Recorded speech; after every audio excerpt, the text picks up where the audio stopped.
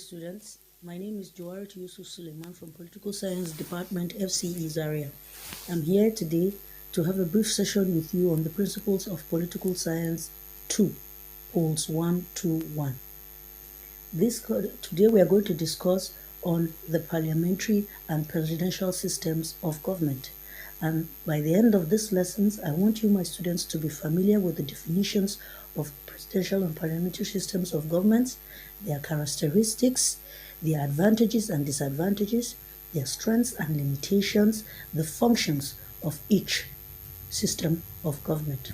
First of all, we start with the presidential system of government. To define the presidential system of government, it is seen as one in which all the executive powers are vested in one person, and this person is called the president. In this, the president is both the head of government and the head of state, and he is referred to as an executive president. The president is elected by the electorate either directly or indirectly through an electoral college, and he or she is not chosen by the legislature, and he or she is not a member of the legislature. The president appoints members of his cabinet who are also not members of the parliament.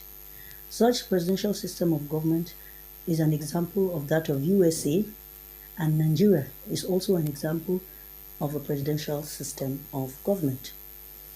Next, we go to the features of a presidential system of government. In a presidential system of government, the president is both the head of state and head of government. Number 2, the principle of separation of powers is where the executive arm of government is separated from the legislature, and the judiciary, and this only applies in the presidential system of government. Number 3, the president and his ministers are not members of the parliament. Number 4, the principle of collective responsibility that takes place in the cabinet system does not apply in the presidential. The president exercises real executive powers. That's number 5. Number 6, the president is elected by the electorate either directly or indirectly through an electoral college and not chosen by the legislature. That is to tell you that the president is elected by popular votes by the people. Number 7, the powers to pardon prisoners, appointment of judges to the Supreme Court, assenting of bills is invested in Nigeria's president, in Nigeria's president. That's an example. Number 8, the principle of checks and balances apply in the presidential system. These checks and balances happens when in the process of separation of powers, because each government and each organ, is operating on its own. So each government checkmates the other. You check the function so that nobody uses power arbitrarily. Number 9, the Constitution is the supreme law in the presidential system. This Constitution is like a legal document that is binding on all citizens of a country. These are the rules and regulations guiding the country. So the Constitution is a legal document and is also a supreme law in a presidential system of government. Number 10, the tenure of office of the president is limited to a fixed term. That is, it has a number of terms. The president has a number of terms of 4 years to be in office for a term. He or she can be re-elected for another 4 years, which makes it 8 years for 2 terms. The application of judicial review and interpretation, which empowers the highest court, Supreme Court, the right to declare any bill or executive action, is unconstitutional. Cabinet members are responsible to the president and not the legislature, unlike in the parliamentary, in which the prime ministers and the ministers work hand in hand. The executive and the legislature could be controlled by different political parties. That is, the executive can be from another party and the legislature could be from another party. The president is responsible to the Constitution, not the legislature, because the Constitution is a binding law and a supreme legal document that has all laws binding in the state, and the president is responsible to that Constitution. Ministers are appointed outside the legislature and not members of the legislature. Any member of the legislature that appoints a minister automatically loses his membership of the legislature.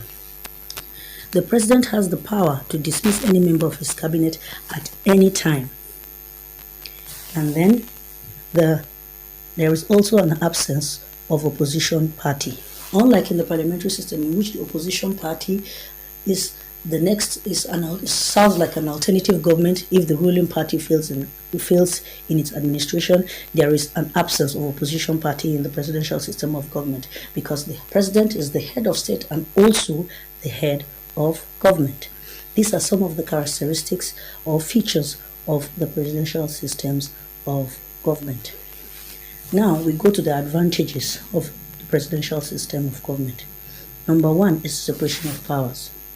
One of the advantages is a clear separation of powers among the three organs of government, which is the legislative, the executive, and the judiciary. We know the legislative is the law-making body, the executive executes laws, and the judiciary interprets it. So each and every organ is independent of one another. Number two, there is the principle of checks and balances.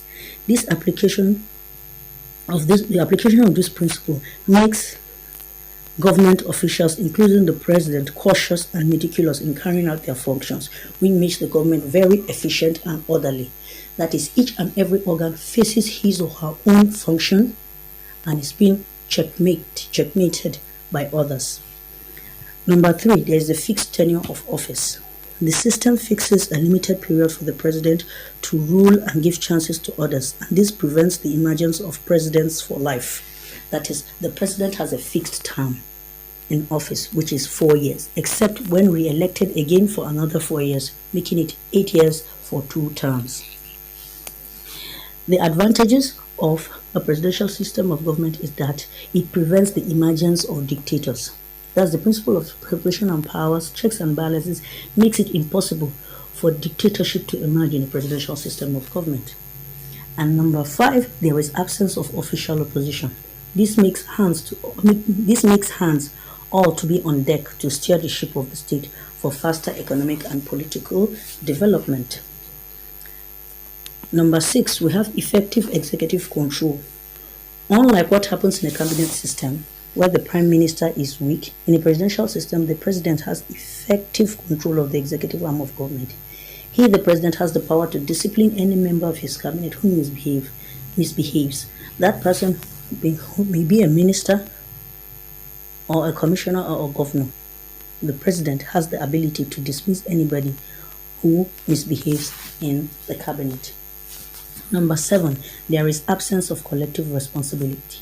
Unlike in the parliamentary system of government, where power is fused between the legislative and executive, in the presidential system of government, there is separation of powers. Every individual is accountable to his acts, which may lead to resignation and not the entire cabinet if you fail to perform your duties well. Number eight, there is absence of conflict. The fusion of the positions of head of state and head of government, the president, removes a possible conflict between the two as it happens in the cabinet system. Number nine, easy to apportion blame. The non-fusion of the legislature and the cabinet makes it possible and easy to apportion blames to any organ that fails in the performance of its duties. That is, because of the separation of powers, each organ of government performs his duty independently. When there is a failure, it is easy to pinpoint where the problem is coming from. The people are given the opportunity to elect. In a presidential system of government, the populace, there is popular vote. In the presidential system of government, people are given the opportunity to say who should rule them as the president. This is one of the areas of democracy. And in the presidential system of government, the advantage is that it encourages massive participation. More people are given the opportunity to participate in government, even though it is expensive to operate. This is a result of the fact that members of the legislature are different from members of the cabinet. Number 12, it encourages democracy. The presidential system tends to be more democratic than the cabinet system. Number 13, good policies are made. Policies are made in the presidential system as a result of the fact that the legislature, who is a different organ, approves some of the policies of the cabinet arm, and again the two organs can be controlled by different parties. Proper use of talents. Since the president has the right to choose members of his cabinet from anywhere, even outside the parliament, it creates room for proper use of talents and knowledge.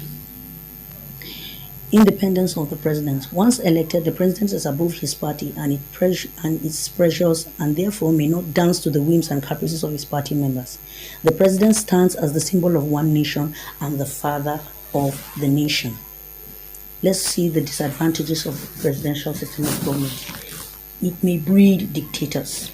Since power corrupts, and absolute power corrupts absolutely, the concentration of powers in the president can corrupt him and make him be a dictator. There is an absence of opposition party. This makes the president to rule according to the whims and caprices without any fear of opposition from a legally recognized opposition party.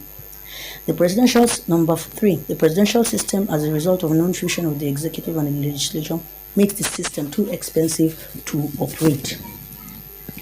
It is difficult. Number 6, it is difficult to control the president. This is as a result of the fact that he is not responsible to the parliament.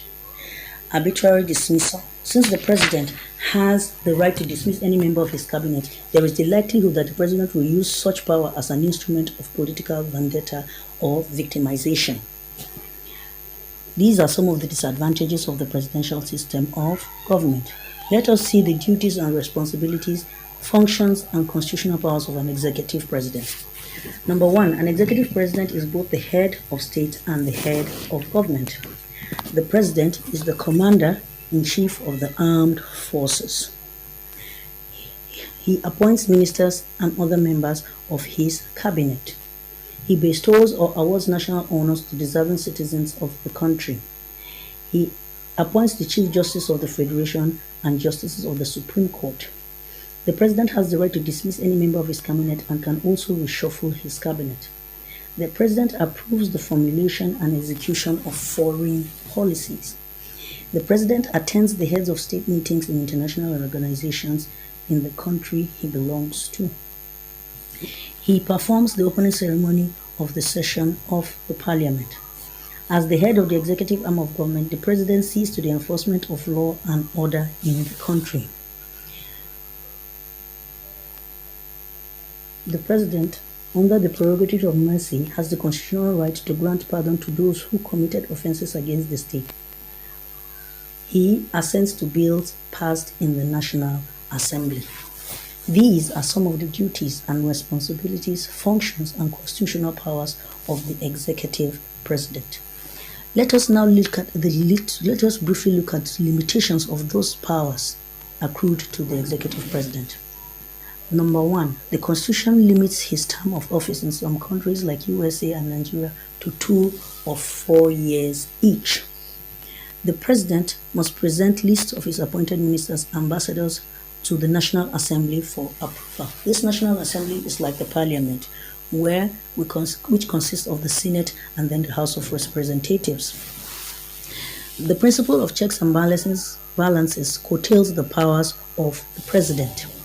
The National Assembly has the constitutional power to impeach the president if he violates the Constitution or for any corrupt acts. Through constitutional review, power of the Supreme Court, any presidential action that violates the Constitution can be declared null and void and unconstitutional. As a result of lack of party discipline in the presidential system, the president cannot always rely confidently on his party members for support in the parliament. These are some of the limitations of the executive president. Let us quickly look at the functions of the National Assembly in Nigeria's Second Republic presidential system. The functions of the National Assembly is for lawmaking or enactment. Number 2, revenue allocation among the levels of government, approval of important appointments of the president, creation of new states, approval of the declaration of state of war and emergency, and then approval of government policies.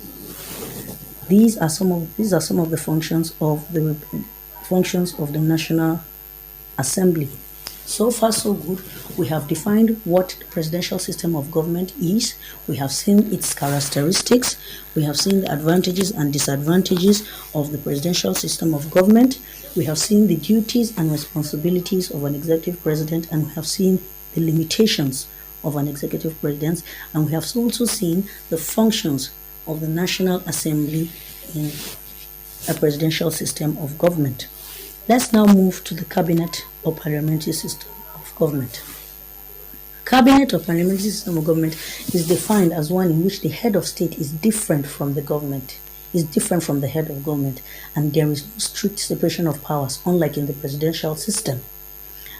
The council is headed by the prime minister and ministers, and the legislature serves as a source of authority for the executive. The prime minister, who exercises real executive powers, is the head of government, while the king or queen, for example, as in Britain, or the president, as it is in some countries, is the head of state who performs ceremonial functions. Britain offers a very good example of a cabinet system of government. We now move to the features or attributes of cabinet system of government. Number one, the head of state is different from the head of government. Number two, there is no strict separation of powers, unlike in the presidential system where we have separation of powers, that is the legislative, executive, and judiciary. Under a parliamentary system, there is no separation of powers. The executive and legislative arms are fused. Under the cabinet system or parliamentary system of government, the prime minister is the head of government, while the king or queen or the president is the head of state. Number four, the prime minister exercises real executive powers. The head of the state performs the ceremonial functions. The prime minister and all cabinet ministers are chosen from the legislature, and they form what is called parliamentary executive. Number seven, the prime minister and all cabinet ministers are also members of the parliament or legislature. The executive is directly responsible to the legislature. The prime minister is also the parliamentary leader of the party in power. The stability of this system depends upon the ruling party controlling a reasonable majority in the parliament. The prime minister has the power to dismiss any minister in his cabinet. The prime minister is the formation of a coalition government is inevitable if no single party wins overall majority in a general election. These are some of the characteristics of the cabinet system of government. Let us quickly look at some of the advantages of a cabinet system. It fosters, number one, it fosters cooperation. The cabinet system of government fosters cooperation between the executive and legislative arms of government as a result of the fusion. That is, there is cooperation because there is fusion between the legislative and executive arms. One of the advantages of the cabinet system is that the fear that the executive arm of government can be dismissed by the legislature through a vote of no-confidence reduces dictatorial propensities of the executive. The system is also less expensive. The cabinet system is less expensive than the presidential because members of the executive and legislative arms are elected in only one election, and also lesser people are involved since members of the executives are also members of the legislation. It makes room for good governance. As a result of the presence of official opposition party that criticizes any bad actions or policies of the ruling party, there is always strict adherence to rules and regulations by the ruling party. The prime minister can easily be controlled. This is as a result of the fact that, unlike the president in the presidential system, the prime minister is responsible to the parliament. There is also a collective responsibility. This makes all hands to be on deck. That is, the prime ministers and ministers work hand in hand together. This is a principle of collective responsibility. There is free flow of information. This free flow of information is as a result of the fact that members of the executive are equally members of the legislature. Information gap is therefore bridged. There is easy flow of information from one person to the other. The executive is closely checked. The fact that members of the executive are also members of the parliament gives the parliament the opportunity to check the activities of the executive closely. Let us look at some of the disadvantages or demerits of the cabinet system. It does not facilitate decision making. The principle of collective responsibilities that applies in the cabinet system slows down the process of decision making. The principle of collective responsibility that operates in the cabinet system makes it difficult to apportion blame to any member of the cabinet who defaults rather the blame goes to all the members. This fusion of powers, this does not encourage specialization in the art of governance, thereby leading to inefficiency and ineffectiveness, which lowers the quality of administration. It is less democratic. In a cabinet system, the Prime Minister who rules the country is not elected directly by the electorate and therefore is not responsible to the people. Members of the legislature vote according to their party directives, even against their conscience. Let us look at some of the functions of the cabinet in a parliamentary system. Number 1, the cabinet formulates major domestic and foreign policies to be submitted to the parliament for approval. The cabinet sees to the execution of laws passed by the parliament through various departments of the ministries. It takes decisions on unforeseen major problems. The cabinet acts as a link between the executive and the parliament. It renders collective advice to the sovereign through the prime minister. Let us quickly look at the duties and responsibilities, function and constitutional powers of the prime minister. Unlike the president, the prime minister is the head of government. Number 1. Number 2, he exercises real executive powers. Number 3, he is the head of the ruling party. Number 4, the prime minister is also the parliamentary leader. And number 5, he nominates the ministers from members of his party who are parliamentarians. My students, we have almost come to the end of this session. From the beginning of the class, previously, I said we were going to see to the definitions of presidential and parliamentary system of government, their characteristics, their advantages and disadvantages, limitations and functions.